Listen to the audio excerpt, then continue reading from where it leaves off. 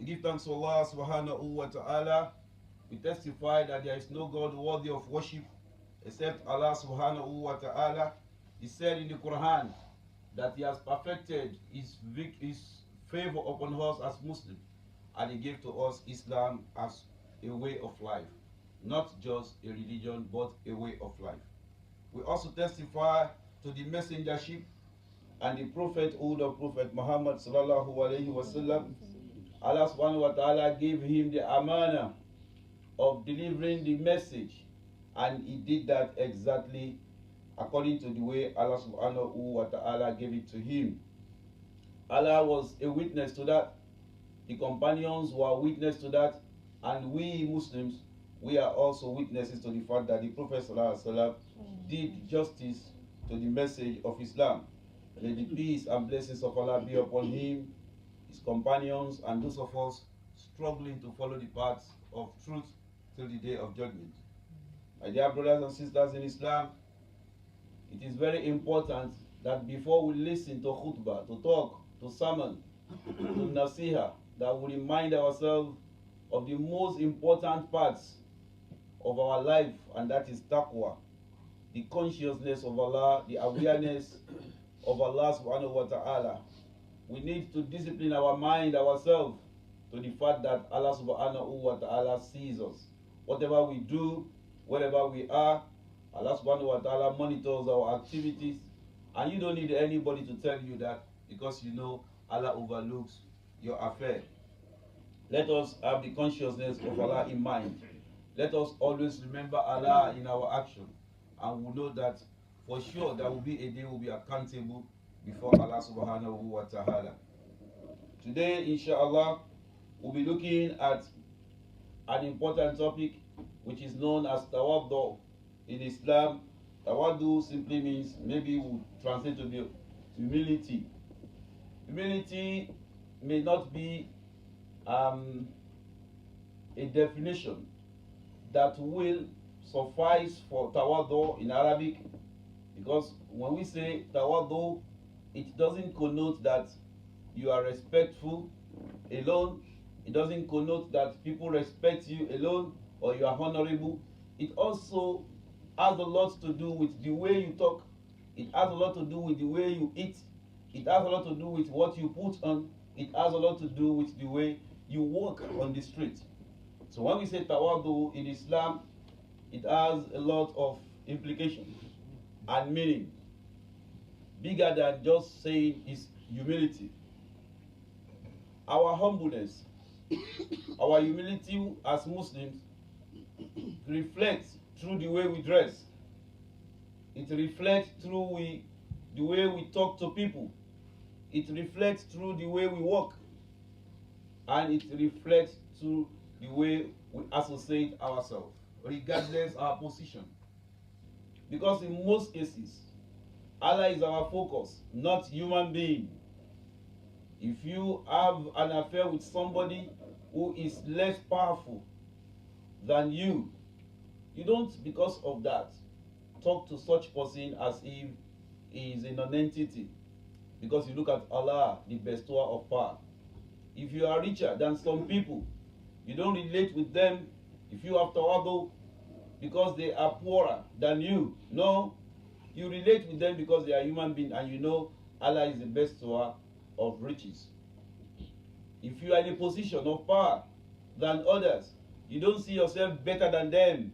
Many people that are put in position of authority and honor in this life, and on the day of judgment, they will be begging for recognition, because those that are poor will match them on the edge before they know that who is that person crying under my feet, and that person will say, I'm a human being, because according to the way we are, that is the way we'll be raised up on the day of judgment. My brothers and sisters in Islam, humility is an important topic in Islam. Humility is an important adab, an important manner in which Muslims are expected to behave, to live their life, no compromise. If you are a Muslim, you must be humble, because the opposite of that is to hell. Atakabur, which is haughtiness or arrogance, is the opposite of being humble. If you are not humble, you'll be arrogant. You'll be haughty. To be haughty is for you to carry your affair beyond the human level, and you see yourself as superior to others. That is very, very un-Islamic. Wallahi, the first sin that was sin against Allah in heaven was the sin of takabbur. Because Allah ordered Shaitan to give salutation to our father Adam, but he refused because of the fact that he was not humble. So humility is a manner and adab that every Muslim must have. Muslims as parents are advised to teach their children to be humble. Right from the time they are growing up, you have to teach them to be humble. And this is beyond utterances. Welcome, sir. Welcome, ma. It's beyond that. It has to show in their character. It has to show in everything they do. And if you notice any of them moving away from that glorious part of humility, you have to correct immediately, because the opposite of that is wrong. There was a case of a man who had just only one son, and he called unto his son, very rich man. He said, my son, we have so many slaves, but today I want you to bring all of them out and count them one after the other. I want to know their number. He said, what is the use, my father? You don't need to count them. They are slaves. Either they are 1,000 or 1,500, they are nothing as compared to me, your son. Said, yes, I know, but we have to count them. Go and count them for me. So all these slaves were brought out, and they count them one after the other. Then the rich man came back and he said, how many of them? He said, this is their number. He said, no, they are not complete. He said, what do you mean? He said, follow me. On getting to the presence of the slaves, he said, what's your number? They said the same thing they told his son. He said, no, you are not complete. He said, there is only one person you've not counted, and this is this person. He pointed at his son. He said, he is a slave. You are all my children. And they were surprised. And he said, Father, why did you do that? He said, because you are not humble. When I asked you to go and count them, what did you say? You said you are not human being, that you are the only person. So let me tell you your story. You are not my real son. I only adopted you.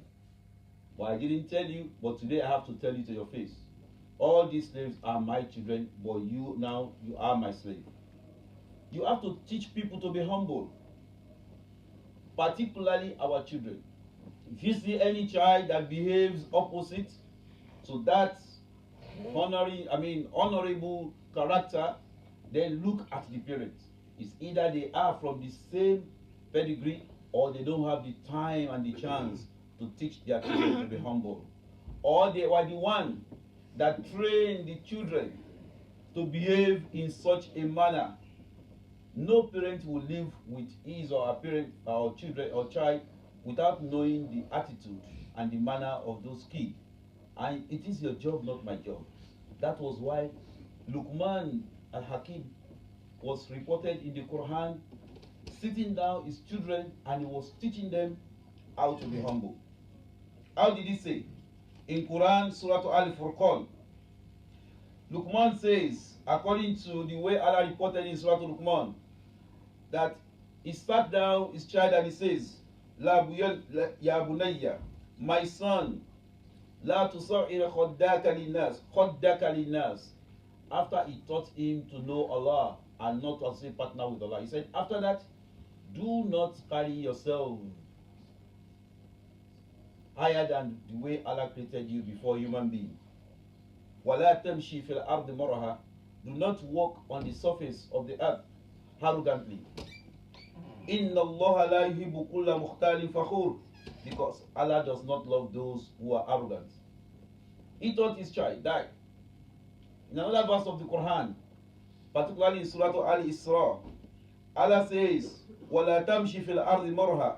Do not walk arrogantly on the surface of the earth. إِنَّكَ لَن تَخْرُقَ الْأَرْضِ.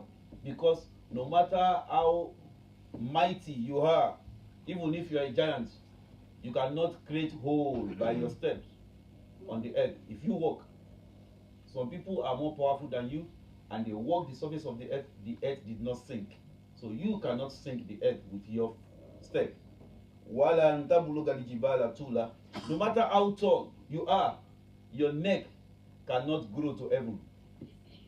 That is the Quranic verse that Allah subhanahu wa ta'ala sent to me and you to train us to be humble. So Luqman was telling his child, do not walk arrogantly on the surface of the earth. وَقْصِدِ فِي مَشْيِكَ. You have to economize the way you walk. You don't walk as if you are the only person. Many of you witnessed the fight that happened between two great warriors. One of them belongs to this land and the other one belongs to the land of Russia. One of them was a Muslim, the other one was not a Muslim. The one that was not a Muslim was very arrogant. He was abusing the Muslim that I'm going to kill you in the ring, I'm going to do this. By the time they got to the ring, he was defeated. You have to be very careful. No matter what Allah subhanahu wa ta'ala has given to you, you have to be humble to fellow human beings. And you must always praise Allah. When you think you are better than them in something, please know that Allah subhanahu wa ta'ala has hidden so many things in them that are better than you. But you don't know. Let me give you a very, very small example. You may be very knowledgeable. You may be very rich. You may be very good in oratory power, in talking to people. But Allah will bless you with children that will not match your own level. But your friend that is not rich, your neighbor that is not oratory in power, your neighbor that is not powerful like you are, will give birth to children that will be orators, will give birth to children that will be rich, will give birth to children that will be very powerful. Have you ever noticed that? That's the way Allah subhanahu wa ta'ala does these things. So you can never have everything. If you have a very beautiful wife and you are very happy, and whenever you see your friend's wife that are ugly, you just smile, you are happy that my wife is more beautiful than your wife. But your wife may give birth to children that are ugly, and the ugly woman will give birth to children that are more beautiful and handsome. So if you see somebody that you are better than in one aspect of life, just know for sure that Allah has hidden some treasures in that thing you count as ugly as the best. There is an Islamic scholar in my country who was approached to marry a woman who was rejected by every man. And then he hesitated. He said, okay, I will marry her, inshallah, because the woman was very hungry and shocked. He married her, and by the time Allah subhanahu wa ta'ala blessed him, Allah blessed him with a son from that woman, and the son became the biggest Islamic scholar in my country. Not just Islamic scholar of knowledge, but Islamic scholar of knowledge and sunnah. He practiced knowledge and sunnah, and from that ugly woman. That's the way Allah does his things. So don't ever commonize those you see. Don't look at them as they have nothing, because when you see the outward appearance of people as less than you, the inward, what Allah subhanahu wa ta'ala has hidden inside them, is more than what you can see, and they may be far better than what you have that you think is something. What about the case of Muslims in Mecca? The kuffar, they thought that if they approach the prophet with questions that are beyond human comprehension, they will defeat him. They told him that if you say you are a prophet of Allah, we only need you to prove it to us. He said, what do you want? They said, if Allah would choose somebody as a prophet, why did he choose human being like us? Mali Adha Rasul, Yakulu Toham, Wayamshi fil Aswak. How dare you meet at the market with us?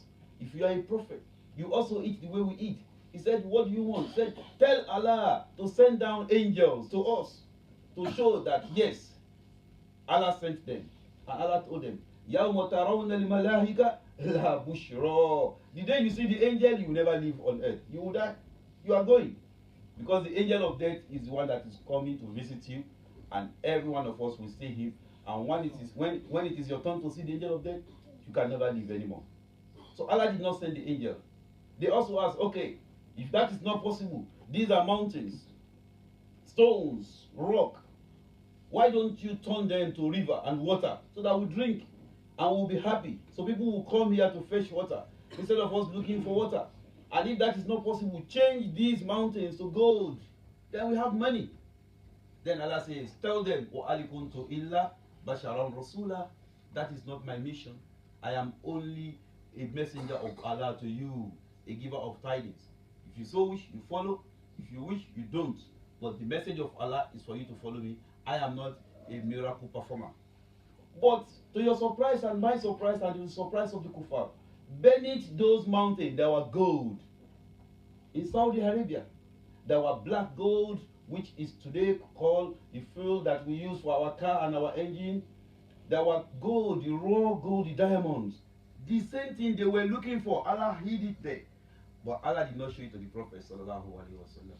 Allah showed it to the generation that was born thousands after the Prophet sallallahu alaihi wasallam demise. So that shows that some people you look down at, some people you commonize, some people you don't see as something. At the end of the day, they may become something. In those years, 80 years ago, 90 years ago, just very close by, Saudi Arabia look upon India, they look upon Pakistan. They can't do anything until they see Pakistan, they see India, because they don't have anything. But today, look at the way everything changed. What about tomorrow? It may be Niger that will have the resources that the whole world is looking for. It may be another country that is very poor, that Allah subhanahu wa ta'ala will uncover the treasures in the soil. Don't look down at people. Always be humble in what Allah subhanahu wa ta'ala has given to you. So that is why one of the signs of becoming the servant of Allah is to be humble. Allah subhanahu wa ta'ala associates to himself the humble servants as his own servant. He says in Surah Al-Furqan, وَعِبَادُ الرَّحْمَنِ, the servant of Allah, the most beneficent, الَّذِينَ يَمْشُونَ عَلَى الْأَرْضِ عَوْنًا, the sign you will see on them is that when they walk on the surface of the earth, they walk with humility. وَإِذَا خَاطَبَهُمُ الْجَاهِلُونَ قَالُوا سَلَامًا, even if those who are ignorant, even if the Jahili people try to seek for their trouble, they will always go in peace. They will never fight.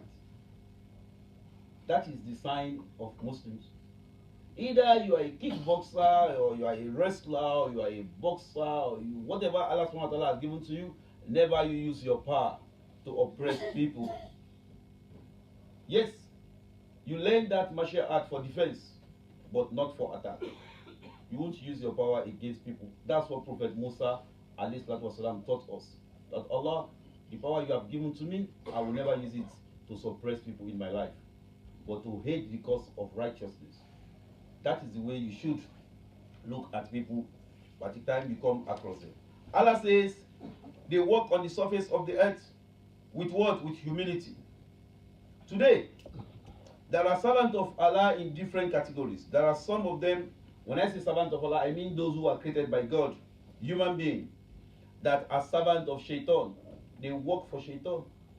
They did everything or do everything for Shaitan. There are some of them that work for the tyrant leaders. They do everything for them. They kill for them. They protect them. They secure their power and money.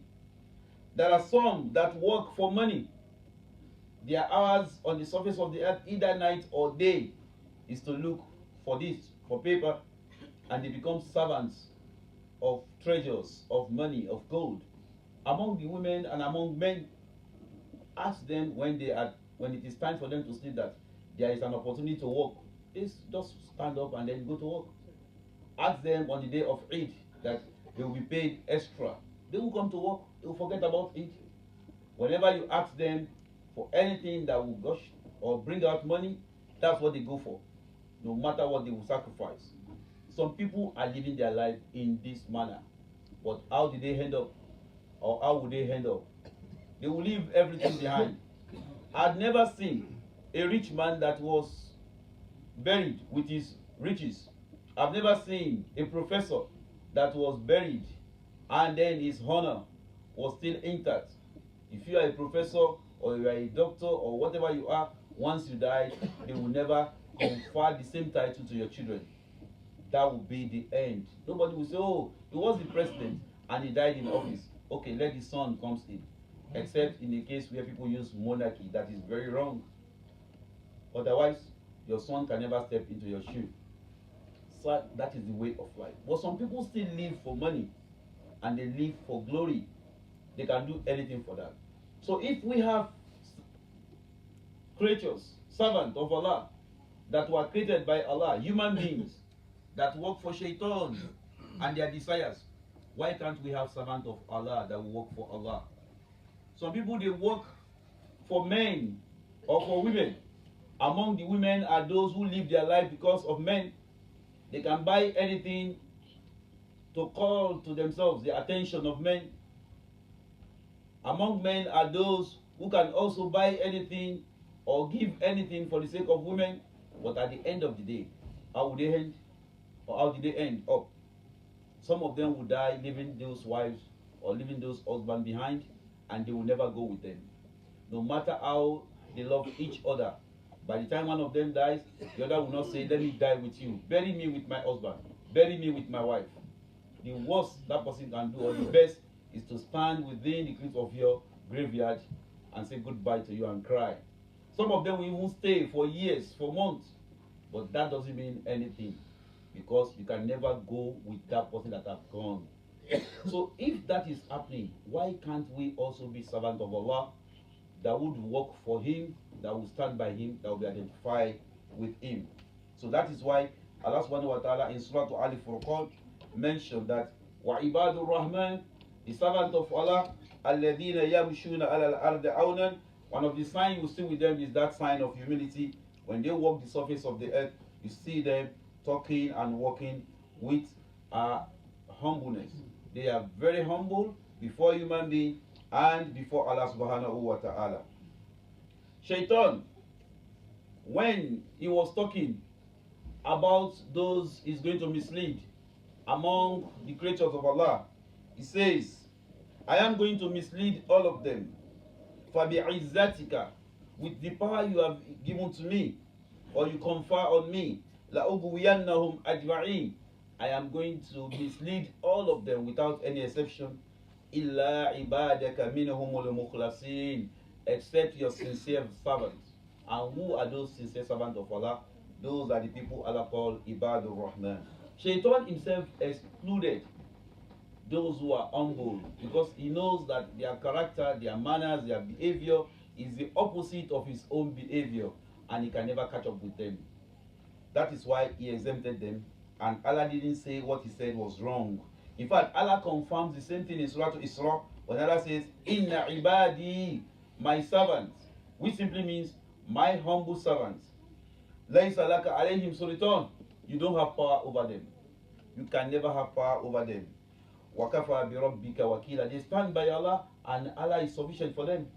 So when you stand by Allah, Shaitan can never manipulate you.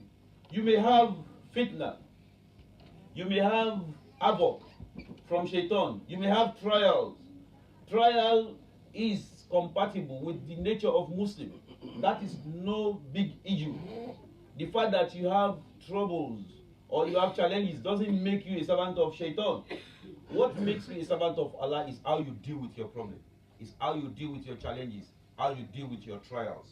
After all, the Prophet ﷺ said, Man asabatihu musiba, anybody who is afflicted with fitna, falyadhkur musibati. Before you react to that, you should remember me, a prophet of Allah. فَإِنَّهَا أَعْظَمُ لِمَصَائِبِ, because my own fitna is the biggest, and you can never have such. So if Shaitan tries you, or you are afflicted with fitna from Shaitan, don't flinch in your iman. Stand by Allah subhanahu wa ta'ala. It happens to Prophet Ayub too. Yet he remained the servant of Allah subhanahu wa ta'ala, and that did not take him out of being the servant of Allah. So let us always humble ourselves. Let us always devote ourselves, our life, our effort, and then to be the servant of Allah and not the servant of Shaitan. May Allah subhanahu wa ta'ala make it easy for me and you. Let us seek for His forgiveness. May Allah forgive our sins.